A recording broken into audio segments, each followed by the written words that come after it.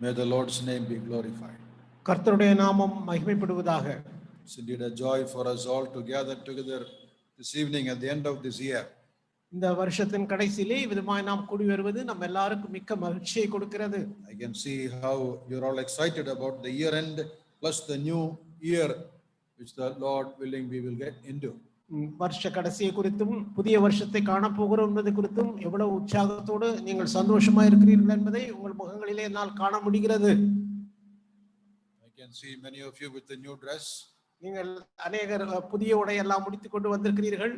I'm sure you're having some new excitement also to enter into the new year. புதிய வருஷத்துக்குள் பிரவேசிப்பதற்கு நீங்கள் புதிய உவகையோடு கூட காத்து கொண்டிருக்கிறீர்கள் என்று நான் நினைக்கிறேன். But a word of caution that I want to leave with you this evening is this. ஆனால் இந்த நேரத்திலே ஒரு எச்சரிக்கையின் செய்தியை நான் உங்களுக்கு சொல்ல விரும்புகிறேன். This 31st December should not become a ritual for us. 31ஆம் தேதியானது நமக்கு ஒரு சடங்காக ஆகிவிடக் கூடாது. You know, we have to see that 12 o'clock ticking and then only we have to go to sleep. There is nothing like that. 12 மணியை பார்த்து விட்டு தான் படுக்க போக வேண்டும் என்று ஒன்றுமில்லை. There is no vast night service in the Bible. வேத புத்தகத்திலே யாரும் இவ்விதமாக கூட்டம் நடத்தினதாகவும் இல்லை. You remember I am asked to give the old year message. பழைய வருஷத்துக்கான செய்தியை கொடுக்கும்படியாக எனக்கு சொல்லி இருக்கிறார்கள். There is old year message in the Bible. Any old year message is there? பழைய வருஷத்துக்கான செய்தி என்று ஒன்று இருக்கிறதா? I want to give a new year message only. நான் புது வருஷத்துக்கான செய்தி தான் உங்களுக்கு கொடுக்க போகிறேன். But your elders told no, you give old year message only. பழைய வருஷத்துக்கான செய்தியை கொடுக்கும்படியாக மூப்பர்கள் சொன்னார்கள். See, every day is important. This year celebration is actually out of scripture. பாருங்கள், ஒவ்வொரு நாளும் நமக்கு முக்கியமான நாள் தான். அங்கே வருட கடைசி கொண்டாட்டம் என்பது வேதத்திலே ஒன்று கிடையாது. Now you don't think that I'm very critical about this, but I'm just trying to evaluate how we look at a year that is coming and a year that is going. பாருங்கள், ஒரு வருஷம் வருகிறது போகிறது, ஒரு வருஷம் வருகிறது. அதை நம்ம எந்த கோணத்திலே பார்க்கிறோம்?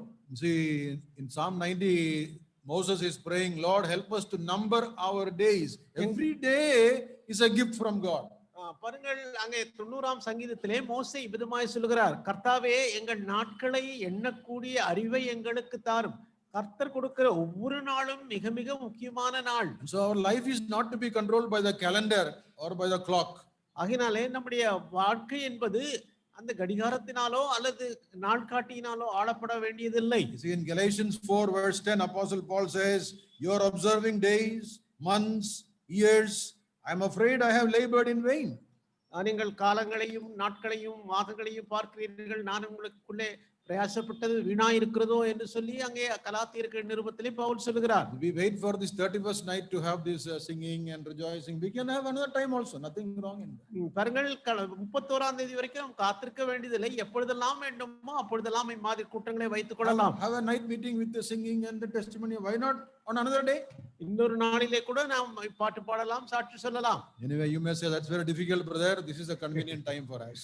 இதுதான் எங்களுக்கு நல்ல நேரம் என்று சொல்லி நீங்கள் சொல்லலாம். Nothing wrong in that anyway. இதுல ஒண்ணும் தப்பு ஒண்ணும் கிடையாது. Then don't be controlled by this, the 31st somehow we should observe, brother. 25th December we don't observe, but 31st we should observe. பாருங்கள், 25ஆம் தேதி டிசம்பர் மாதம் நாம் கொண்டாடுவதில்லை, ஆனால் 31ஆம் தேதி கொண்டாட வேண்டும், கட்டாயம் கொண்டாட வேண்டும் என்று அப்படி ஒன்றும் இல்லை. All right, now I was talking about Joshua for the past 2 days. கடந்த 2 நாட்களாக யோசுவாவின் புத்தகத்திலிருந்து நான் போதித்துக் கொண்டிருந்தேன். And this evening I would like to consider with you what he said toward the end of his life. அவனுடைய வாழ்க்கையின் கடைசி காலத்திலே அவன் என்ன சொன்னானோ அந்த காரியத்தை குறித்து நான் இப்பொழுது உங்களிடத்திலே பேச விரும்புகிறேன். Joshua chapter 24. யோசுவாவின் புத்தகம் 24ஆம் அதிகாரம். He's actually coming to the end of his life. அவனுடைய வாழ்க்கையினுடைய அந்திய கடைசி காலத்துக்கு அவன் வருகிறான். We have come to the end of this year. இந்த வருஷத்தினுடைய கடைசி நேரத்துக்கு நாம் வந்திருக்கிறோம். Like Joshua coming to the end of his life. ஆனால் யோசுவா பார்க்கும்போது அவனுடைய வாழ்க்கையினுடைய எல்லைக்கே வந்து விட்டான். We do not know whether tomorrow we will live or not. நாளைக்கு நாம் இருப்போமோ இல்லையோ நமக்கு ஒன்றும் தெரியாது. We need to live every day as if that's the last day of our life. பாருங்கள், ஒவ்வொரு நாளும் இன்றைக்கு கற்றுக் கொடுத்த கடைசி நாள் என்ற எண்ணத்தோடு கூட நாம் வாழ்கிறவர்களா இருக்க வேண்டும். So when Joshua came to the end of his life, யோசுவா தன்னுடைய வாழ்க்கையினுடைய கடைசி நாளுக்கு வந்தபோது he is actually looking back. அவன் பின்னாக திரும்பி தன்னுடைய வாழ்க்கையை பார்க்கிறான். 110 years he lived. 110 வருஷம் அவன் வாழ்ந்தான். And now he's coming to a time when he's looking back at his life. இப்போ ஒரு என்ன செய்கிறான் என்றால் தனக்கு பின்னாக இருக்கக்கூடிய தான் வாழ்ந்த காலத்தை குறித்து அவன் அங்கே எண்ணி பார்க்கிறான். As this year 2020 is ticking away, இந்த 2020 அங்கே போய்க்கொண்டே இருக்கிறது. we can also have a look back. நாமும் கூட கொஞ்சம் அந்த காலத்தை பின்னாலே பார்க்கலாம். Not just the year only, but our life past. பாருங்கள், இந்த வருஷத்தை மட்டுமல்ல, நம்முடைய கடந்த கால வாழ்க்கையை கூட கொஞ்சம் அப்படியே பின்னால திரும்பி பாருங்கள். 2020 was a very bad year for many of us. அநேகருக்கு இந்த 2020வது வருஷமானது ரொம்ப மோசமான ஒரு வருஷமா இருக்கிறது. Because of the pandemic, we know many people lost their jobs. அந்த தொற்று நோயினாலே அநேகருக்கு வேலை கூட போய்விட்டது. Many people lost their lives. அநேகருக்கு அங்கே தங்கள் உயிரே போய்விட்டது. We wish we had more time to do our work and earn some more money. நாம் விதமா இன்னும் அதிகமாக வேலை செய்து இன்னும் கொஞ்சம் சம்பாதிக்கலாம் என்று சொல்லி நாம் நம்புகிறோம். Many places we wanted to go, we could not go. அநேக இடங்களுக்கு போகலாம் என்று நினைத்தோம், போக முடியவில்லை. Many mistakes we made. அநேக தவறுகள் வாழ்க்கையிலே நடந்து விட்டது. Many things that we wanted to do, we could not do. அநேக காரியங்களை செய்ய வேண்டும் என்று விரும்பினோம், செய்ய முடியவில்லை. Many things that we did not want to do, that we have done also. நாம் செய்ய வேண்டாம் என்று விரும்பின காரியங்களை நாம் செய்து கொண்டிருந்தோம். As we look back, there are so many things that will come to our mind. பாருங்கள், விதமாக கடந்த காலத்தை நாம் பின்னாலே பார்க்கும்போது இந்த காரியங்கள் எல்லாம் நம்முடைய ஞாபகத்துக்கு வருகிறது. Many disappointments, அநேக ஏமாற்றங்கள், many discouragements, அநேக சோர்வுகள், loneliness, அநேக தனிமைகள். In the midst of all that, we have experienced the grace of God. ஆனால் இவைகளின் மத்தியிலே ஊடாக இங்கே நாம் கர்த்தருடைய கிருபையை நாம் அனுபவித்தோம். That is what Joshua is trying to say in this chapter 24. இந்த 24ஆம் அதிகாரத்திலே யோசுவா இந்த காரியத்தை தான் சொல்லுகிறான். Now look, let's read chapter 24. அந்த 24ஆம் அதிகாரத்தை நாம் வாசிப்போம். Not the whole chapter, we just read verse number 13, 14 and 15. 13, 14, 15வது வசனங்கள் யாராவது எடுத்தவர்கள் வாசிக்கலாம். 13, 14, 15. யார் எடுக்கலையா? அப்படியே நீங்கள் பண்படுத்தாத தேசத்தையும் நீங்கள் கட்டாத பட்டணங்களையும் உங்களுக்கு கொடுத்தேன். அவைகளில் குடியிருக்கிறீர்கள். நீங்கள் நடாத திராட்சை தோட்டங்களின் பலனையும் ஒலிவத்தோப்புகளின் பலனையும் புசிக்கிறீர்கள் என்றார். ஆகையால் நீங்கள் கர்த்தருக்கு பயந்து அவரை உத்தமமும் உண்மையுமாய் சேவித்து உங்கள் பிதாக்கள் நதிக்கு அப்புறத்திலும் எகிப்திலும் சேவித்த தேவர்களை அகற்றிவிட்டு கர்த்தரை சேவியுங்கள்.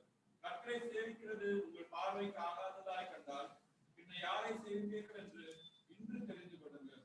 நதிக்கு அப்புறத்தில் உங்கள் பிதாக்கள் சேவித்த தேவர்களை சேவிப்பீர்களோ? நீங்கள் வாசம் பண்ணுகிற தேசத்து குடிகளாகிய எமோரியர் தேவர்களை சேவிப்பீர்களோ? நானும் என் வீட்டாரனோ என்றால் கர்த்தரையே சேவிப்போம் என்றார். May the Lord bless the reading and the meditation of His word to our hearts. தேவன் தாமே நாம் வாசித்த அவருடைய வசனங்களையும் அதன் தியானத்தையும் நமக்கு ஆசீர்வதித்து கொடுப்பாராக. If you take time to read the whole chapter of 24, நீங்கள் நேரம் எடுத்து இந்த 24ஆம் அதிகாரத்தை முழுமையாக வாசிப்பீர்களானால், we read this is like a valedictory function, or He gathered all the elders and the leaders, and Joshua is speaking from verse 1. பாருங்கள், அங்கே யோசுவா எல்லா மூப்பர்களையும் மற்ற மக்களையும் அங்கே கூப்பிட்டு அவர்களிடத்திலே சில காரியங்களை சொல்லுகிறான். ஒரு விழா மாதிரி அது இருந்தது. Though Joshua is speaking, he says this is what God is saying. அவன் யோசுவா தான் அங்கே பேசினான். ஆனால் பேசும்போது அவன் என்ன சொல்லுகிறான்? இவ்விதமாக கர்த்தர் சொல்லுகிறார் என்று சொல்லுகிறான். Look at verse 2. இரண்டாவது வசனத்தை பாருங்கள். Joshua said unto all the people, thus saith the Lord God of Israel. இஸ்ரவேலின் தேவனாகிய கர்த்தர் இவ்விதமாக சொல்லுகிறார் என்று சொல்லுகிறான். Yeah, so Joshua is like the mouthpiece for God. அதாவது தேவனுடைய வாயாக இருந்து அவருக்காக அவன் பேசுகிறான். And so you will find that the first person pronoun I coming in this chapter. பாருங்கள், இவ்விதமாக நான் என்று சொல்லி அவன் வாயை திறந்து பேசுகிறதை அங்கே குறிப்பிடுகிறதை நாம் பார்க்கிறோம். That I is not standing for Joshua. இந்த நான் என்று சொல்லுகிறது அவனுக்கு பதிலாக சொல்லவில்லை, அவனை குறிக்கவில்லை. But it stands for God.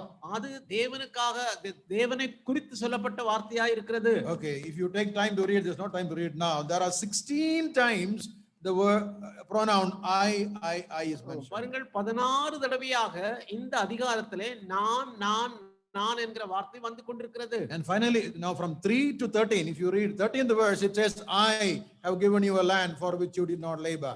பாருங்கள், அங்கே 3வது வசனத்திலிருந்து நாம் வாசிக்கும் போது பார்த்தால் அங்க 13ல இருந்து பார்க்கும்போது நான் உங்களுக்கு கொடுத்த தேசத்தை. So the emphasis is not on what Joshua has done, but what God has done. அங்கே முக்கியப்படுத்தி சொல்லப்படுகிற காரியம் என்னவென்றால், யோசுவா செய்த காரியங்கள் முக்கியப்படுத்தி சொல்லப்படவில்லை, தேவன் செய்த காரியங்கள் தான் இங்க முக்கியப்படுத்தி சொல்லப்படுகிறது. See, we say it's a book of Joshua and we think these are the, activities and works and the military campaign of Joshua.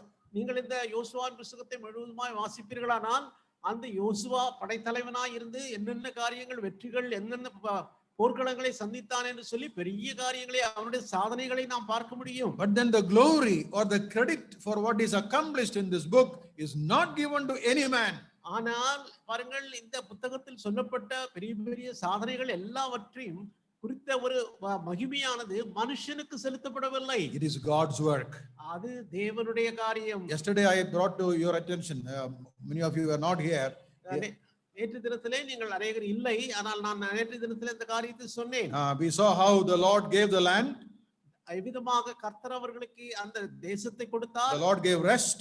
அவர்களுக்கு எவ்விதமாக ஆண்டவர் இளைப்பாறுதலை தந்தார். The Lord gave them victory. அவர்களுக்கு வெற்றியையும் கர்த்தர் கொடுத்தார். It's all by God.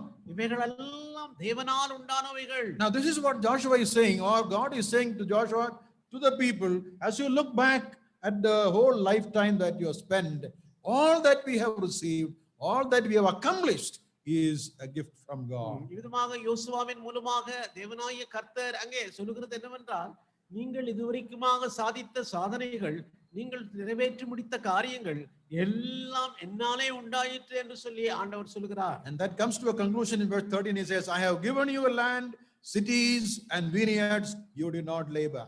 நீங்கள் பிரயாசப்படாத அந்த திராட்சை தோட்டத்தையும் வீடுகளையும் அவை எல்லா தோட்டங்களையும் நான் உங்களுக்கு கொடுத்தேன் என்று சொல்லி அந்த 13வது வசனத்திலே கடைசியாக முடிக்கிறார். As we stand at the threshold of the new year, at the time of the exit of the old year, this is also what we can think and tell to the Lord and to us. பாருங்கள், இந்த நேரத்திலே நாம் இந்த பழைய வருஷத்தை முடித்து புதிய வருஷத்துக்குள் பிரவேசிப்பதற்காக அங்கே நின்று கொண்டிருக்கிறோம். அந்த நேரத்திலே நாமும் கூட இப்படியாகத்தான் சிந்தித்து பார்த்து ஆண்டவரிடத்திலே சொல்ல வேண்டும். If you look at Deuteronomy chapter 8, உபாகமம் 8ஆம் அதிகாரத்தை நாம் வாசிப்போமானால் verse number 15, 15வது வசனத்திலே என்ன வாசிக்கிறோம்? Deuteronomy chapter 8 verse 15. உபாகமம் 15ஆம் அதிகாரம் 8ஆம் அதிகாரம் 15வது வசனம். He led, okay, please read. உன்னுடைய பின்னாட்களில் உனக்கு நன்மை செய்யும் பொருட்டு உன்னை சிறுமைப்படுத்தி உன்னை சோதித்து கொள்ளிவாய் சர்ப்பங்களும் தேள்களும் தண்ணீர் இல்லாத வறட்சியும் உள்ள பயங்கரமான பெரிய வனாந்தர வழியாய் உன்னை அழைத்து வந்தவரும் உனக்காக பாறையான கண்மலையிலிருந்து தண்ணீர் புறப்பட பண்ணினவரும். Okay, in verse 15 in the English it says, who led thee through the great and terrible wilderness. பயங்கரமும் பாழுமான அந்த வனாந்தர வழியாய் உன்னை நடத்தி கொண்டு வந்த கர்த்தர் என்று சொல்லி வாசிக்கிறோம். Fiery serpents and drought and all kinds of unfavorable situations. கொள்ளிவாய் சர்ப்பங்களும் தேள்களும் பலவிதமான பயங்கரமான காரியங்களும் காணப்பட்ட அந்த வனாந்தர வழியாய் அவர் நடத்தி கொண்டு வந்தார். He led thee. Who? The Lord led you. அங்கே கர்த்தர் தான் உங்களை இவ்விதமாக நடத்தி கொண்டு வந்தார். In verse 16 it says he fed you. 16வது வசனத்துல என்ன வாசிக்கிறோம் என்றால், அங்கே அவர் உங்களை போஷித்தார் with manna. So he led you and he fed you. பாருங்கள், அவர் அவர்களை நடத்தி கொண்டு வந்தார். அங்கே மன்னாவினாலே அவர்களை அவர் போஷித்தார். How did he lead them? எந்த விதமாய் அவர்களை நடத்தி கொண்டு வந்தார்? Psalm 78. 78வது சங்கீதம். Psalm 78 verse number 52. 78ஆம் சங்கீதம் 52வது வசனம். He led them on safely. தம்முடைய ஜனங்களை ஆடுகளைப் போல புறப்பட பண்ணி அவர்களை வனாந்தரத்திலே மந்தையை போல் கூட்டிக் கொண்டு போய். Safely இல்லையா? Means safely means பாதுகாப்பாக அவர்களை நடத்தி கொண்டு போனார். So he led them, but then very safely, very carefully. பாருங்கள், அவர்களை அவர் நடத்தி கொண்டு போனார் தலைவராக இருந்து. அதே நேரத்தில் மிக பாதுகாப்பாக பத்திரமாய் நடத்தி கொண்டு போனார். How he fed them? எந்த விதமாக அவர்களை போஷித்தார்? Same Psalm. அதே சங்கீதத்திலே Psalm 78 verse 72. 72வது வசனம். He fed them according to the integrity of his heart. அவர்களுடைய இருதயத்தின் உண்மையின்படியே அவர்களை போஷித்தார். Alright, again you see those two words, he led them and he fed them. பாருங்கள், அந்த இடத்துல கூட மறுபடியும் அவர்களை நடத்தி கொண்டு போனார், அவர்களை போஷித்தார் என்று வாசிக்கிறோம். Well, that's what we can also think of as we come to the end of this 2020. இந்த 2020வது வருஷத்தினுடைய கடைசி பகுதிக்கு வரும்போது ஆண்டவரை குறித்து நாமும் கூட இப்படித்தான் எண்ண முடியும். It was a very disappointing year for many people. அநேகருடைய வாழ்க்கையிலே பெரிய ஏமாற்றத்தை கொடுத்த ஒரு வருஷமாக இது காணப்படுகிறது. When many who began this year are not with us today. அநேகர் இந்த வருஷத்தை ஆரம்பித்தார்கள், அவர்களில் சிலர் இப்பொழுது நம்மோடு கூட இல்லை. But the Lord has kept us, ஆனால் கர்த்தர் நம்மை காத்துக்கொண்டார், fed us, நம்மை போஷித்தார், led us, நம்மை நடத்தினார், brought us thus far. இம்மட்டுமாய் கொண்டு வந்து சேர்த்தார். That's what we can think of as we look back. இவ்விதமாக பின்னாலே நாம் திரும்பி பார்க்கும்போது, நம்முடைய வாழ்க்கையை பார்க்கும்போது இதைத்தான் நாம் சொல்லக்கூடியவர்களாய் இருக்கிறோம். And so what kind of response should come from our hearts? ஆகையினாலே இப்படிப்பட்ட ஒரு காரியத்தை வாழ்க்கையில அனுபவித்த நாம் இப்பொழுது அதற்கு என்ன பதில் கொடுக்கக்கூடியவர்களாய் இருக்கிறோம்? We can count our blessings. நம்முடைய ஆசீர்வாதங்களை நாம் எண்ணி பார்க்க வேண்டும். There's a song in English like that, count your blessings, name them one by one. நீ பெற்ற ஆசீர்வாதங்களை எண்ணிப்பார் என்று சொல்லக்கூடிய ஒரு பாடல் இருக்கிறது. Why do we count them? நாம் ஏன் வந்திருக்கிறோம்? Why do we count them? ஏன் அவர்களை அதைக்கு நாம் அங்கே எண்ணி பார்க்க வேண்டும்? To be thankful for every one of them, even the smallest of blessings. பாருங்கள், நாம் அவைகளை எல்லாவற்றையும் எண்ணி பார்த்து நாம் பெற்ற சின்ன காரியமோ பெரிய காரியமோ எல்லா காரியத்துக்காகவும் நாம் நன்றி உள்ளவர்களாக இருக்க வேண்டும். This is a good time to take stock of our past life. கடந்த கால வாழ்க்கை குறித்து சிந்தித்து பார்ப்பதற்கான ஒரு நல்ல நேரமாய் இது இருக்கிறது. Not only to thank the Lord, but also to look into ourselves where we have gone wrong. நாம் இவ்விதமாக தேவனுக்கு நன்றி செலுத்துவதற்காக மட்டுமல்ல, ஏதாவது காரியங்களில் நாம் தவறி போயிருக்கிறோமா என்று சொல்லி அதையும் நாம் பழைய காலத்தை திரும்பி பார்த்து சிந்திக்க வேண்டியவர்களாக இருக்கிறோம். How did we spend our time during the lockdown? இந்த லாக்டவுன் சமயத்திலே நாம் நம்முடைய நேரத்தை எவ்விதமாய் செலவழித்தோம்? How much of time we wasted? எவ்வளவு காலத்தை நேரத்தை நாம் வீணாக்கினோம்? Did we redeem the time or use it for the Lord? நீங்கள் அந்த காலத்தை மீட்டு கர்த்தருக்கென்று பயன்படுத்தினீர்களா? This year has gone so fast. இந்த வருடமானது துரிதமாய் கடந்து போயிற்று. We thought by the end of this year this pandemic will go. நாம் என்ன நினைத்தோம்? வருஷ கடைசில எல்லாம் போயிடும், ரொம்ப நல்லாயிடும்னு சொல்லி நினைச்சோம். But then the year is going, but pandemic is not going. ஆனால் வருஷம்தான் போச்சே தவிர அந்த தொற்று போகவில்லை. Well, praise the Lord that the Lord is sustaining us. ஆனால் கர்த்தருக்கு ஸ்தோத்திரம், கர்த்தர் நம்மை உயிரோடு காத்து கொண்டு வருகிறார். So here in chapter 24 of Joshua, having received these blessings, ஆகினாலே இந்த 24ஆம் அதிகாரத்திலே யோசுவாவின் புத்தகத்தில் நாம் என்ன பார்க்கிறோம் என்றால், இவ்வளவு ஆசீர்வாதங்களை பெற்றுக்கொண்ட நாம், verse number 14, 14வது வசனத்தில் என்ன he வாசிக்கிறோம்? says, therefore. ஆகையால். Okay, now that gives you the connection to what has gone before. இதுக்கு முன்னால சொன்ன எல்லா காரியங்களுக்கும் இப்பொழுது சொல்லக்கூடிய காரியங்களுக்கும் இருக்க தொடர்பை அது காட்டுகிறது. What should we do? Therefore, fear the Lord and serve him. ஆகையால் நீங்கள் கர்த்தருக்கு பயந்து அவரை உத்தமமும் உண்மையுமாய் சேவித்து. What were we fearful of in the year past? பாருங்கள், கடந்த காலத்திலே எதை குறித்து நாம் பயந்து கொண்டிருந்தோம்? We were fearful of corona, கொரோனாவை குறித்து பயந்து கொண்டிருந்தோம். fearful of death. மரணத்தை குறித்து பயந்து கொண்டிருந்தோம். If we get a fever, then we are afraid. ஜுரம் வந்த உடனே நமக்கு பயம் வந்து விடுகிறது. Earlier also we used to get a fever and cold and cough. ஜுரம் வரும், கோல்ட் வரும், எல்லாம் வரும், எல்லாம் போயிட்டு தான் இருந்தது. But then this time it has made us to be afraid. ஆனால் இப்போ ஜுரம் வந்தாலோ கோல்ட் வந்தாலோ பயப்படுகிறோம். But Joshua says here, fear the Lord. ஆனால் இங்கே யோசுவா என்ன சொல்லுகிறார்? கர்த்தருக்கு பயப்படுங்கள். Do not fear the circumstances. சூழ்நிலையை பார்த்து பயப்பட வேண்டாம். Do not fear what is going to happen around us. நம்மை சுற்றிலுமாய் என்ன நடக்க போகிறது என்று சொல்லி அதற்காக பயப்பட வேண்டாம். Fear the one who can control these circumstances. எல்லா சுற்றுப்புற சூழ்நிலைகளையும் தன்னுடைய கட்டுப்பாட்டுக்குள் வைத்திருக்கிற கர்த்தருக்கு பயப்படுங்கள். We do not believe that anything happens in our life by chance. நம்முடைய வாழ்க்கையிலே தற்செயலாக திடீரென்று எதுவும் தானாய் நடக்காது. We do not believe that there is a fate upon our heads. நம்முடைய வாழ்க்கையிலே நம்முடைய தலையிலே விதி ஒன்றும் எழுதப்பட்டில்லை. We are all under the providence of God. நாம் எல்லாரும் தேவனுடைய ஆளுகையின் கீழாக இருக்கிறோம். Every detail of our life is controlled by the Lord. நம்முடைய வாழ்க்கையின் ஒவ்வொரு அம்சமும் அவருடைய கரத்துக்குள்ளாக அடங்கி இருக்கிறது. Matthew 10, the Lord Jesus says, even the very hairs of your head are numbered. மத்தேயு எழுதின சுவிசேஷம் 10ஆம் அதிகாரத்துல வாசிக்கிறது என்னவென்றால், உங்கள் தலையில் உள்ள முடியெல்லாம் எண்ணப்பட்டிருக்கிறது. In the book of Psalms we read, even the tears are kept in his bottle. சங்கீதத்திலே நாம் வாசிக்கிறது என்னவென்று சொன்னால், நம்முடைய கண்ணீர் எல்லாம் அவர் தன்னுடைய துருத்தியிலே வைத்திருக்கிறார். Every detail of our life is controlled by him. நம்முடைய வாழ்க்கையின் எல்லா அம்சங்களையும் அவர் அங்கே கட்டுக்குள் வைத்திருக்கிறார். So we only need to fear him and not the circumstances. ஆகினாலே நாம் அவருக்கு தான் பயப்பட வேண்டுமே தவிர நம்முடைய சூழ்நிலைக்கு பயப்பட தேவையில்லை. You see, fear and faith do not go together. அங்கே பயமும் விசுவாசமும் ஒண்ணா போகாது. All right, if you look at the origin of fear, it is in the Garden of Eden, Genesis chapter 3. பாருங்கள், அங்கே பயம் எங்கே ஆரம்பித்தது என்று பார்ப்போமானால் அங்கே ஏதேன் தோட்டத்திலே தான், அங்கே ஆதியாகமத்திலே அதை குறித்து வாசிக்கிறோம். Adam and Eve ate the forbidden fruit.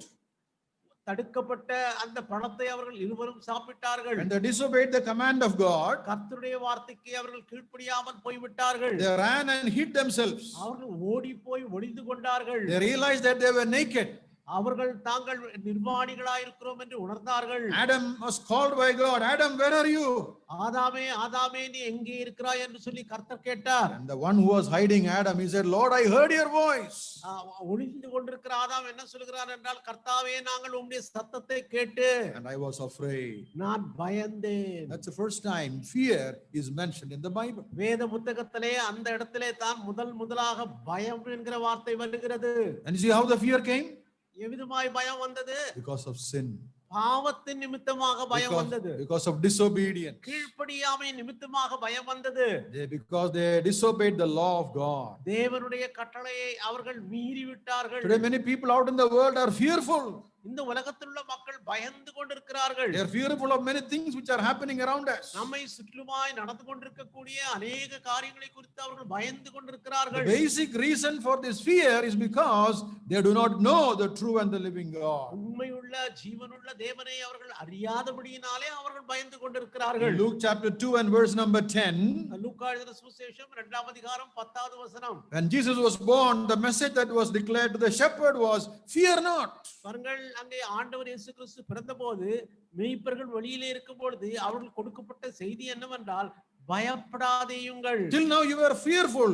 Hereafter you shall not be fearful. இதுவரைக்குமாக நீங்கள் பயந்து கொண்டு வந்தீர்கள், இனிமேல் நீங்கள் பயப்படாதிருங்கள். Why? ஏன் Here is one பயப்படாதீர்கள்? who can remove your fear. உங்கள் பயத்தை எல்லாம் எடுத்து போடக்கூடிய ஒருவர் வந்திருக்கிறார். That is the Lord Jesus Christ. அவர்தான் ஆண்டவர் இயேசு கிறிஸ்து. He can remove your fear only by removing your sin. உன்னுடைய பாவத்தை நீக்குவதன் மூலமாகத்தான் உன்னுடைய பயத்தையும் அவர் நீக்க முடியும். He will remove our sin and the punishment thereof by accomplishing the greatest sacrifice on the cross of Calvary. அவர் உன்னுடைய பாவத்தையும் அதனுடைய பயத்தையும் நீக்குவதற்காக அந்த கல்வாரி சிலுவையிலே மாபெரும் சாதனையை அவர் சாதித்தார். Here is one person who was born to die on the cross. பாருங்கள், மரிப்பதற்காகவே, சிலுவையில் மரிப்பதற்காக பிறந்த ஒருவராக அவர் இருக்கிறார். Why did he die? எதற்காக அவர் For மரித்தார்? your sin and my sin. உன்னுடைய பாவத்திற்காக, என்னுடைய பாவத்திற்காக. I know most of us who are listening this evening are believers. இங்கே இருக்கக்கூடியவர்களில் அநேகர் அங்கே விசுவாசிகளாய் இருக்கிறீர்கள். But just in case if there is anyone here who do not know the true and the living God, the Lord Jesus, maybe this is the evening that you can receive him as Lord and Savior. ஆனால் ஜீவனுள்ள உண்மையுள்ள தேவனாகிய கர்த்தரை அறியாதவர்களுக்கு யாராவது இருப்பீர்களானால் அவரை உங்கள் சொந்த ரட்சகராக, தெய்வமாக இன்றைய தினத்திலே நீங்கள் ஏற்றுக்கொள்ளும்படி உங்களை வேண்டிக் கொள்கிறேன். As many as received him, to them he gave the power to become children of God. அவரை விசுவாசி ஏற்றுக்கொண்டவர்கள் எத்தனை பேர்களோ அத்தனை பேர்களும் தேவனுடைய பிள்ளைகளாகும்படியான அதிகாரத்தை அவர் கொடுத்திருக்கிறார். Even to those who believe in his name. அவருடைய நாமத்தின் மேல் விசுவாசம் உள்ளவர்களுக்கு அந்த அதிகாரத்தை கொடுத்திருக்கிறார். Remember I told you that there is no connection between fear and faith. நான் முன்னமே சொன்னேன், பயத்துக்கும் விசுவாசத்துக்கும் ரெண்டுக்கும் அங்கே தொடர்பு கிடையாது. The best example I can show you is from Mark's Gospel chapter 4. Mark எழுதின சுவிசேஷம் 4ஆம் அதிகாரத்திலிருந்து ஒரு உதாரணத்தை நான் உங்களுக்கு காட்ட விரும்புகிறேன். No time to read all the verses, but the story is very familiar to us. பாருங்கள், அது எல்லாவற்றையும் படிப்பதற்கு நமக்கு நேரமில்லை. ஆனாலும் நான் உங்களுக்கு அந்த கதை உங்களுக்கு எல்லாருக்கும் தெரிஞ்சதுதான். In that storm that hit the boat in which Jesus also was traveling, பாருங்கள், அங்க ஒரு பெரிய புயல் அந்த அடிக்கிறது. அந்த சமயத்திலே அவர்கள் அந்த கடலிலே படகிலே இருந்தார்கள். Jesus stood up and commanded peace to that storm. அங்கே ஆண்டவர் இயேசு எழுந்து நின்று அங்கே காற்றையும் கடலையும் அமர்த்தினார். And he is rebuking the disciples with this word in verse number 40. பாருங்கள், அங்கே அவர் தம்முடைய சீஷர்களை பார்த்து இந்த வார்த்தையை சொல்லி கடிந்து கொண்டார். Why are you fearful? ஏன் நீங்கள் பயப்பட்டீர்கள்? Where is your faith? ஏன் உங்கள் விசுவாசம் இல்லாமல் போயிற்று? So you see, fear and faith do not go together. பயமும் விசுவாசமும் ரெண்டும் ஒரே இடத்துல இருக்காது. Then here the Bible says, fear God. What's the meaning of that? பாருங்கள், இங்கே வேதம் என்ன சொல்கிறது? தேவனுக்கு பயப்படுங்கள் என்று சொல்கிறது. Well, that is a fear out of love, a reverential fear. ஆனால் இந்த பயம் என்று சொல்லும்போது இது பயபக்தியா இருக்கிறது. It is not a terrorizing fear. இது ஒரு பயங்கரமான பயம் அல்ல. A fear that makes us to love him and reverence him all the more. அவரிலே அன்பு கூர்ந்து அவர் மேல் நாம் வைக்கக்கூடிய பயபக்தியா இது இருக்கிறது. When we see all the things which are happening around us, including this pandemic, நாம் நம்மை சுற்றுமாய் இன்றைக்கு நடந்து கொண்டிருக்கக்கூடிய இந்த எல்லா காரியங்களையும், இந்த தொற்று நோயை குறித்து நாம் பார்க்கும்போது it must bring us more and more closer to the Lord in fear of him. இவைகள் எல்லாவற்றையும் நாம் பார்க்கும்போது அதிகமாய் கர்த்தருக்கு பயந்து அதிகமாய் கர்த்தரை நாம் நெருங்கி சேர வேண்டும். You know, in biblical history, when judgments were falling upon the people, பாருங்கள், வேதத்தை எடுத்து நாம் அங்கே இருக்கக்கூடிய சரித்திரங்களை பார்க்கும்போது எப்பொழுதெல்லாம் தேவனுடைய கோபாக்னியானது நியாய தீர்ப்பானது மக்கள் மேல் ஊற்றப்பட்டதோ great fear came upon the people. அப்பொழுது ஜனங்கள் எல்லாரும் மிகவும் பயந்தார்கள் என்று சொல்லி In வாசிக்கிறோம். Judges 16, in book of Numbers 16, we read about Korah and his people who rebelled against Moses. பாருங்கள், என்னாகும் 16ஆம் அதிகாரத்திலே தேவனுக்கு விரோதமாய் முறுமுறுத்த கோராவின் குடும்பத்தாரை குறித்து வாசிக்கிறோம். The earth opened its mouth and consumed all of them. அப்பொழுது பூமியானது பிளந்து அவர்கள் முழு குடும்பத்தையும் அங்கே முழுகி போட்டது. By seeing that judgment, people feared and cried and ran away, it says. அப்பொழுது ஜனங்கள் எல்லாரும் அதை பார்த்து பயந்து கதறி அங்கே ஓடினார்கள் என்று சொல்லி வாசிக்கிறோம். Acts 5, we read Ananias and Sapphira. அப்போஸ்தலர் நடவடிக்கைகள் 5ஆம் அதிகாரத்திலே அன்னியா சப்பீராளை குறித்து வாசிக்கிறோம். They were judged by death because they told a lie. அவர்கள் பொய் சொன்னபடியினாலே அங்கே நியாய தீர்ப்பு மரணமாய் வருகிறது. And the next verse at the end there it says, great fear came upon the whole congregation. அடுத்தபடியாக அடுத்த வசனத்தில் என்ன வாசிக்கிறோம் என்றால், சபையிலே அப்பொழுது எல்லாருக்கும் இங்கே பயம் உண்டாயிற்று. Yes, this is a fear that should lead us to a reverential love towards the Lord. ஆகினாலே இந்த பயமானது தேவனிடத்திலே அதிகமான பயபக்தியை நமக்கு உண்டாக்க வேண்டும். Hebrews chapter 12 and verse number 28 is a familiar verse. எபிரேயருக்கு நிருபம் 12ஆம் அதிகாரம் 28வது வசனத்திலே நம்ம எல்லாருக்கும் தெரிந்த ஒரு வசனம். Let us have grace whereby we may serve the Lord acceptably with reverence and godly fear. ஆதலால் அசைவில்லாத ராஜ்யத்தை பெறுகிறவர்களாகிய நாம் பயத்தோடும் பக்தியோடும் தேவனுக்கு பிரியமாய் ஆராதனை செய்யும்படி கிருபையை பற்றிக் கொள்ள கடவோம். There is mentioned as worship. அங்கே ஊழியம், அங்கே ஆராதனை சொல்லப்படுகிறது. All right. To do that is by godly fear. தேவ பக்தியோடு கூட, தேவனுக்கு பயப்படுகிற பயத்தோடு கூட அந்த காரியங்களை நாம் செய்ய வேண்டும் என்று சொல்லி அதிலே வாசிக்கிறோம். If you really fear the Lord, we will worship him from the depth of our hearts. உண்மையாகவே அவரிடத்திலே நாம் பயமுள்ளவர்களாய் இருப்போமானால் நம்முடைய உள்ளத்தின் ஆழத்திலிருந்து அவருக்கு ஸ்தோத்திரங்களை ஏறெடுப்போம். In Ecclesiastes 12 verse 13, Solomon says, the conclusion of the whole matter is to fear God and obey his commandments. பிரசங்கின் புத்தகம் 12ஆம் அதிகாரம் 13வது வசனத்திலே அங்கே சாலமோன் சொல்கிற காரியம் என்னவென்றால், காரியத்தின் கடைத்தொகையை பார்ப்போமாக, தேவனுக்கு பயந்து அவருக்கு கீழ்ப்படிந்திருங்கள். Do we really fear God? நீங்கள் தேவனுக்கு உண்மையாகவே பயப்படுகிறீர்களா? It will be evidence in the way you are willing to obey the word of God. நீங்கள் உண்மையாகவே தேவனுக்கு பயப்படுவீர்களானால் அவருடைய வார்த்தைக்கு எப்படி கீழ்ப்படுகிறீர்கள் என்பது மூலமாக அது வெளிப்படும். The best example we can think of is Abraham in Genesis 22. Abraham, இதற்கு நல்ல உதாரணமாக ஆபிரகாமை குறித்து பார்க்கலாம். ஆதியாகமம் 22ஆம் அதிகாரத்தில் அதை குறித்து He வாசிக்கிறோம். was asked to offer his only son. அவருடைய ஒரே மகனை அங்கே பலியாக கொடுக்கும்படியாக சொல்லப்படுகிறான். He took his son on a 3 days journey to Mount Moriah. தன்னுடைய மகனை கூட்டிக் கொண்டு 3 நாள் பிரயாணம் பண்ணி மோரியா மலைக்கு அவன் போகிறான். He built the altar, அங்கே பலிபீடத்தை கட்டினான். laid his son there, அங்கே தன்னுடைய குமாரனை படுக்க put the வைத்தான். firewood, அங்க கட்டைகளை அடிக்கிறான். he took his knife கத்தியை எடுத்தான். and he lifted it up. அதை மேலே தூக்கினான். And then the angel of the Lord appears. அப்பொழுது தேவனுடைய தூதனானவர் அங்கே காட்சி கொடுத்தார். And you know what he said? அவர் என்ன சொன்னார் தெரியுமா? Now I know that you really fear நீ God. தேவனுக்கு பயப்படுகிறவன் என்று சொல்லி இப்பொழுது நான் உண்மையாகவே அறிந்து கொண்டேன். See, the fear of God that Abraham had led him to obey that very difficult command. பாருங்கள், அவனுக்கு தேவனை குறித்த ஒரு பயம் இருந்தது. அந்த பயத்தினாலே அவன் தேவனுக்கு கீழ்ப்படிந்தவனாய் காணப்பட்டான். If you fear God, நீ தேவனுக்கு பயப்படுகிறவனாய் இருப்பாயானால் we will live a holy life. நீ பரிசுத்த வாழ்க்கை வாழுவாய். That's what we read in 2 Corinthians chapter 7 verse 1. 2 கொரிந்தியர் 7ஆம் அதிகாரம் 1வது வசனத்திலே அப்படிதான் நாம் வாசிக்கிறோம். Well, I have no time to go to all the details. I'm just mentioning it for your consideration.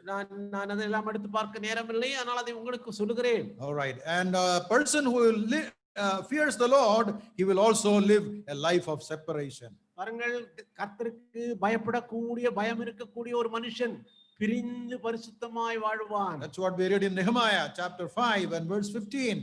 நெகேமியாவின் புத்தகம் 5ஆம் அதிகாரம் 15வது வசனத்திலே அதை தான் நாம் வாசிக்கிறோம். Nehemiah did not do what everybody did because he feared God. அவன் தேவனுக்கு பயந்த ஒரு மனுஷனாய் இருந்தபடினாலே எல்லாரும் செய்கிறது போல அவன் செய்யவில்லை. In the fear of God, our speech will be controlled. பாருங்கள், தேவனுக்கு பயப்படுகிற பயம் நமக்கு இருக்குமானால் நம் வாயின் வார்த்தைகள் கூட கட்டுப்பட்டு வரும். You know, on the cross we read, those two thieves, they were speaking. பாருங்கள், அந்த சிலுவையிலே ஆண்டவர் தொங்கும்போது ரெண்டு பக்கத்திலே ரெண்டு கள்ளர்கள் இருந்தார்கள், அவர்கள் பேசிக் கொண்டிருந்தார்கள். And one of them suddenly said to the other person, "Don't you fear God? Why are you speaking like this?" பாருங்கள், ஒரு கள்ளன் இன்னொரு கள்ளனை பார்த்து, உனக்கு தேவ பயம் இல்லையா? இந்த நிலைமையில இருந்து கொண்டு நீ இப்படி பேசுகிறாயே. Sometimes the way our people speak, we wonder where is the fear of God. இந்த சில சமயத்துல சில பேர் பேசுற பேச்சு கேட்டா இவங்களுக்கெல்லாம் தேவ பயம் இருக்கிறதா என்று சொல்லி நமக்கு சந்தேகம் வருகிறது. In Ephesians 5:21 we read, "In the fear of God, submit one to another." அங்க எபேசியர்கள் நிருபம் 5ஆம் அதிகாரம் 21வது வசனத்திலே நாம் என்ன வாசிக்கிறோம் என்றால், கர்த்தருக்கு பயப்படுகிற பயத்தினாலே ஒருவருக்கு ஒருவர் கீழ்ப்படிந்திருங்கள். You see, it's not obedience, submission to the authority, but one to another. பாருங்கள், பெரிய அதிகாரிக்கு கீழ்ப்படிந்திருங்கள் என்று சொல்லவில்லை, ஒருவருக்கு ஒருவர் கீழ்ப்படிந்திருங்கள். Yes, if I really have the fear of God, I will be willing to submit to you and you will be willing to submit. உண்மையாகவே நமக்கு தேவனுக்கு பயப்படக்கூடிய பயம் இருக்குமானால் நான் உங்களுக்கு கீழ்ப்படிவேன், நீங்கள் எனக்கு கீழ்ப்படிவீர்கள். And so the exhortation Joshua is giving toward the end of his life is this. ஆகினாலே அந்த தன்னுடைய வாழ்க்கையின் கடைசி நேரத்திலே கடைசி காலத்திலே யோசுவா சொல்லக்கூடிய புத்திமதி என்னவென்றால், God has blessed us. தேவன் நம்மை ஆசீர்வதித்திருக்கிறார். He has fed us. அவர் நம்மை போஷித்திருக்கிறார். He has led us. அவர் நம்மை நடத்தினார். He has given us more than what we wanted. நமக்கு என்ன தேவையோ அதுக்கு மேலேயே அவர் கொடுத்து விட்டார். Therefore, ஆகையால் let us reverentially fear him. நாம் பயபக்தியோடு கூட அவருக்கு பயந்து வாழுவோம். Secondly, இரண்டாவதாக, therefore he says, fear him and serve him in sincerity and in truth. இரண்டாவது இன்னொரு காரியத்தை அவர் சொல்லுகிறார், நீங்கள் அவருக்கு பயந்து உத்தமும் உண்மையுமாய் அவரை சேவியுங்கள். That word serve can also mean worship in some translations. பாருங்கள், அங்க சேவித்து என்கிற அந்த வார்த்தையில ஆராதனையும் அடங்கி இருக்கிறது. Our worship can be service and service can be worship. நாம் அவருக்கு செய்யக்கூடிய ஊழியமானது ஆராதனையாயிருக்கும், ஆராதனையும் ஒரு ஊழியம் தான். Now this message is given to all the people, not to full-time workers. பாருங்கள், இங்கு சொல்லப்பட்ட இந்த காரியமானது முழு நேர ஊழியருக்கு சொல்லவில்லை, மக்களை எல்லாம் கூட்டி வைத்து தான் இங்கே யோசுவா சொல்லுகிறார். It's for everybody to serve the Lord. நாம் எல்லாரும் கர்த்தரை சேவிக்க வேண்டியவர்களா இருக்கிறோம். We are saved to serve the Lord. கர்த்தரின் நாம் ரட்சிக்கப்பட்டு கர்த்தரை சேவிப்பதற்காக அழைக்கப்பட்டிருக்கிறோம். The word serve actually means to follow or to obey his commandments. சேவிப்பது என்று சொன்னால் அவரை பின்பற்றி அவருடைய கட்டளைகளுக்கு கீழ்ப்படிவதுதான் அர்த்தம். He is adding two words there which qualifies our service. பாருங்கள், நாம் அவரை சேவிக்கிற சேவகம்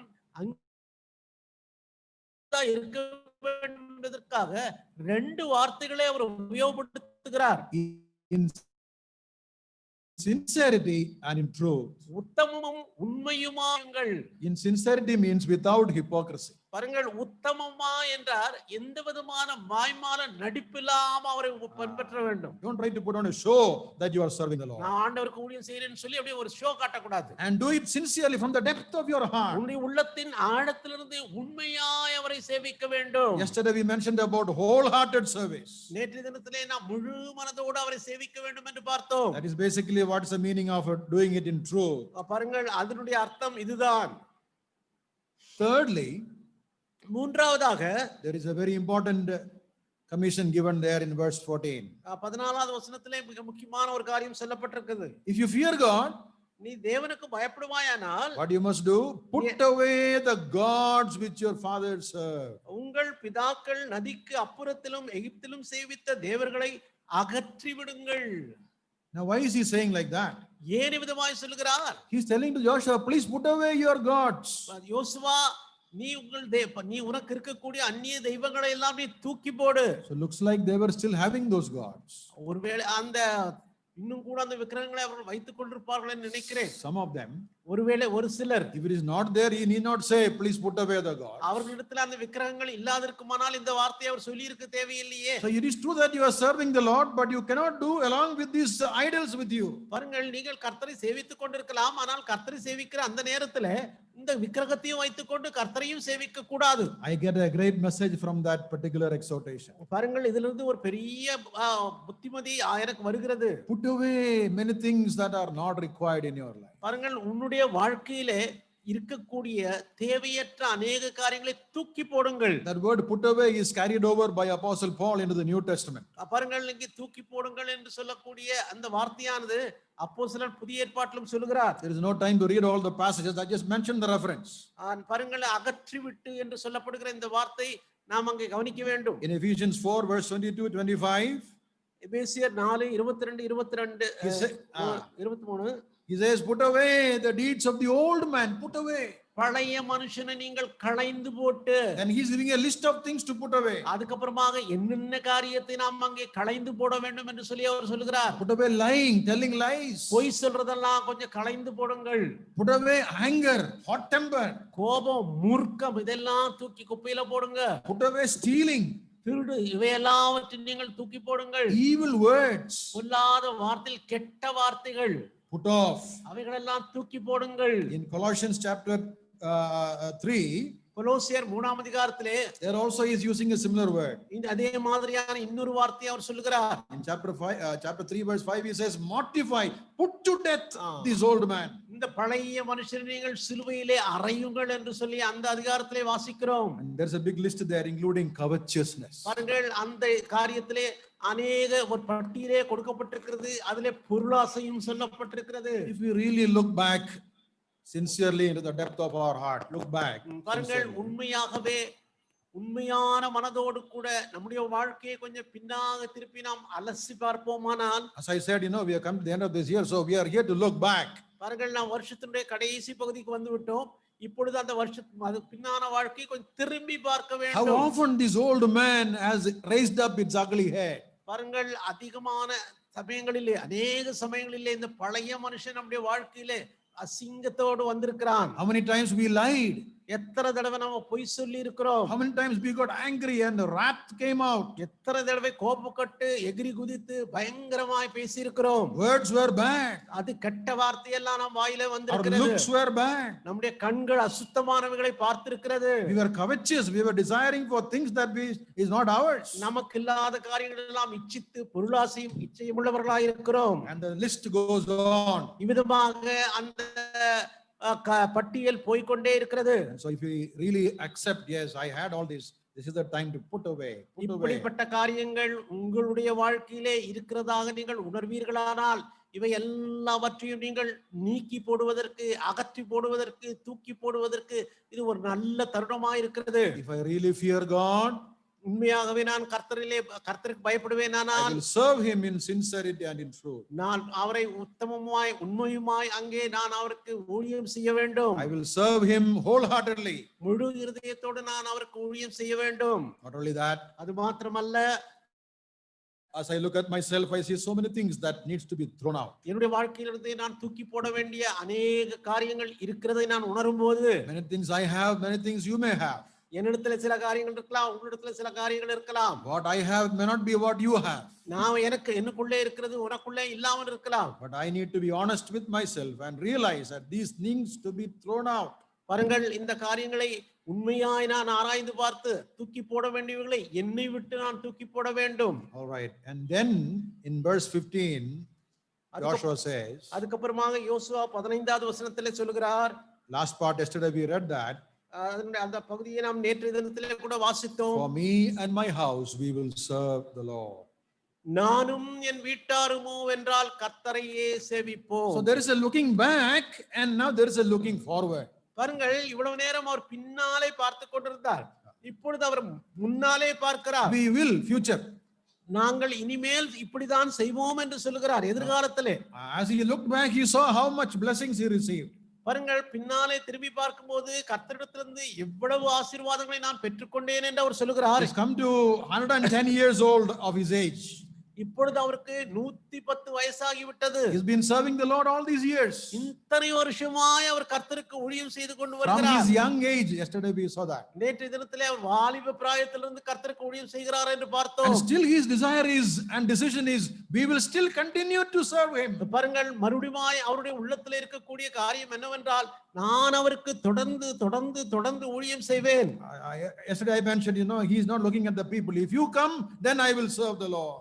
நீங்க வந்தா நான் ஊழியம் செய்யறேன் அவர் அப்படியே சொல்லவில்லை. He was not sheepish. அவர் இவ்விதமாக ஆடுகளை பின்பற்றி போகக்கூடிய ஒரு ஆள் அல்ல. He is not worried about the influence of the others.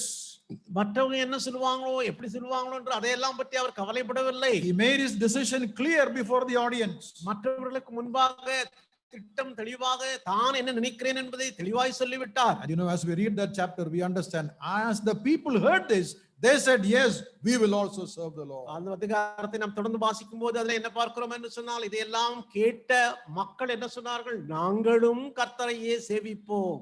Look at verse 18, last part. Therefore, we will also serve the Lord, for he is our God. 18ஆம் வருஷத்தினுடைய கடைசி பகுதியில் நம்ம என்ன, நாங்களும் கர்த்தரையே சேவிப்போம். Look at verse 24. 24வது வசனம் பாருங்கள். The people said unto Joshua, the Lord whom we will serve, and his voice we will obey. அப்பொழுது ஜனங்கள் யோசுவாவை நோக்கி, நம்முடைய தேவனாகிய கர்த்தரையே சேவித்து அவர் சத்தத்திற்கே கீழ்ப்படிவோம் என்றார்கள். All right, so there is a good influence that the decision of Joshua made upon the people. பாருங்கள், இவ்விதமாக யோசுவா எடுத்த தீர்மானமானது அந்த மக்கள் மேலே பட்டதனாலே மக்களும் இங்கே நன்மையான ஒரு தீர்மானத்தை எடுக்கிறார்கள். And at the end of this message, in verse 29, we read, he died. That was the end of his பாருங்கள்,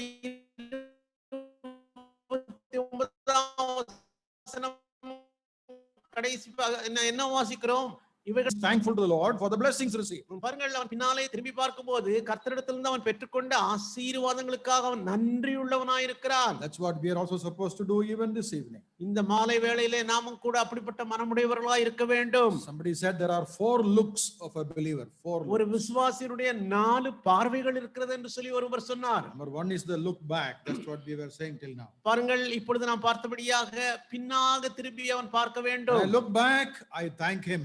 நான் பின்னாக திரும்பி பார்த்து நான் ஆண்டவருக்கு நன்றி சொல்ல வேண்டும். Then I look forward. அதுக்கப்புறமாக நான் முன்னாக பார்க்க What வேண்டும். is ahead of me? எனக்கு முன்னாலே என்ன இருக்கிறது? I do not know anything about tomorrow. நாளை குறித்து எனக்கு ஒன்றும் தெரியாது. I need to trust him நான் அவரிலே விசுவாசம் வைக்க வேண்டும். wholeheartedly முழு இருதயத்தோடு விசுவாசம் வைக்க வேண்டும். and continue to serve him, தொடர்ந்து அவருக்கு ஊழியம் செய்ய வேண்டும். whatever may come. என்ன வந்தாலும் அவரை நான் அவருக்கு ஊழியம் செய்ய வேண்டும். And thirdly, there is a look around. Look around. மூணாவதாக நம்மை சுற்றிலுமாய் நாம் பார்க்க வேண்டும். As we look around, we serve him because there is so much of need, especially among the perishing soul. நாம் நம்மை சுற்றிலுமாய் பார்க்கும்போது அழிந்து போகிற ஆத்மாக்களை குறித்தும் ஊழியத்தினுடைய தேவைகளை உணர்ந்து நாம் அவரை தொடர்ந்து சேவிக்க வேண்டும். Finally, we look up. அது கடைசியாக நாம் மேல் நோக்கி பார்க்க வேண்டும். Like the disciples in Acts chapter 1, they were looking up as the Lord was going away. ஆண்டவர் அங்கே மேலே போன போது சீஷர்கள் எப்படி பார்த்து கொண்டிருந்தார்களோ அப்படியாக நாம் மேல் நோக்கி பார்க்கக்கூடியவர்களா இருக்க வேண்டும். As they were looking up, they heard a voice. Why are you looking up? He will come again. அவர்கள் விதமா பார்த்து கொண்டே இருக்கும்போது ஒரு சத்தம் ஒன்று கேட்டது, ஏன் நீங்கள் அண்ணாந்து பார்க்கிறீர்கள்? போனவர் அதே மாதிரி திரும்பி வருவார். Yes, the Lord will come soon. கர்த்தர் மறுபடியும் சீக்கிரமாய் வருவார். We look back, பின்னாக பார்க்க வேண்டும், we thank him.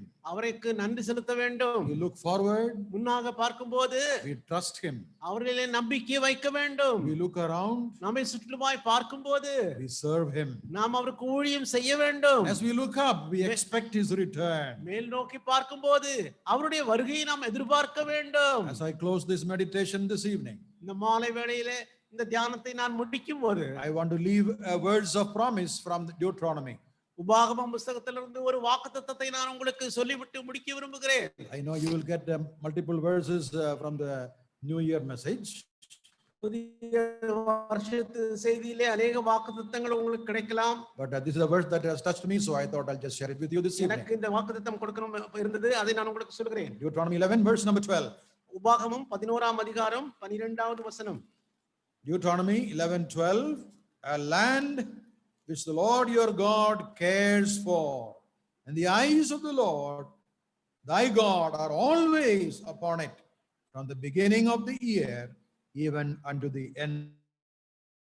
அது உன் தேவனாகிய கர்த்தர் விசாரிக்கிற தேசம், வருஷத்தின் துவக்கம் முதல் வருஷத்தின் முடிவு மட்டும் எப்பொழுதும் உன்னால் நம்மேல் எவ்வளவு அக்கறை அவர் செலுத்துவார். His care is seen in the way his eyes are on it from the beginning of the year unto the end. வருஷத்தின் ஆரம்பத்திலிருந்து வருஷத்தின் கடைசி வரைக்கும் கர்த்தருடைய கண்கள் அவர் மேலேயே இருக்கிறது. May we also focus our eyes upon him.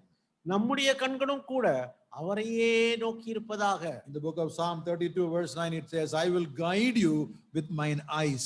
பாருங்கள் 32ஆம் சங்கீதம் 9வது வசனத்தில் இவ்விதமாய் வாசிக்கிறோம், உன்மேல் என் கண்ணை வைத்து உன்னை நான் நடத்துவேன். How can somebody guide you with eyes? கண்ணை வைத்து எவ்விதமாய் நடத்த முடியும்? I can guide you with my words or with my hand. I can show action. பாருங்கள், வாயில வார்த்தை சொல்லலாம், கையால கைக காட்டலாம். But if I have to guide you with my eyes, then you have to see the movement of my eyes. பாருங்கள், என் கண்ணாலே நான் உங்களை வழிநடத்த வேண்டும் என்று சொன்னால் நீங்க என் கண்ணை பார்க்கணும். Yes, his eyes are upon us. அவருடைய கண்கள் நம்ம மேலே இருக்கிறது. And our eyes should be upon him. நம்முடைய கண்கள் அவர் மேலே இருக்க வேண்டும். And I am sure that has been our experience in the past 1 year. கடந்த வருஷத்திலே அவிதமான அனுபவமுடையவர்களாய் நாம் வாழ்ந்தோம். Let us continue to fear him. தொடர்ந்து அவருக்கு பயந்து வாழுவோம். Continue to serve him. தொடர்ந்து அவருக்கு சேவிப்போம். Continue to live for him as a testimony. தொடர்ந்து அவருக்கென்று சாட்சிகளாய் வாழுவோம். There may be many things that we have to throw away from our life. அது மாத்திரமல்ல, நம்முடைய வாழ்க்கையிலிருந்து தூக்கி போட வேண்டிய காரியங்களை நாம் தூக்கி போட வேண்டும். Some things which need to be crucified or mortified. நாம் சிலுவையில் அறைய வேண்டிய அப்படிப்பட்ட காரியங்கள் நம்மிலே இருக்குமானால் அவற்றை நாம் அறைந்து தீர வேண்டும். May the Lord help us that we may be able to find out what they are and do the needful, especially as we are at the threshold of the new year. புதிய வருஷத்துக்குள் பிரவேசிக்க போகிற நாம் நம்முடைய வாழ்க்கையை நாம் ஆராய்ந்து பார்த்து நமக்குள்ளே இருக்கக்கூடிய தூக்கி போட வேண்டிய சிலுவையில் அறையப்பட வேண்டிய காரியங்களை எல்லாவற்றை ஆராய்ந்து பார்த்து அவற்றை எல்லாம் எடுத்து போடுவோம். May the Lord bless these words for our hearts.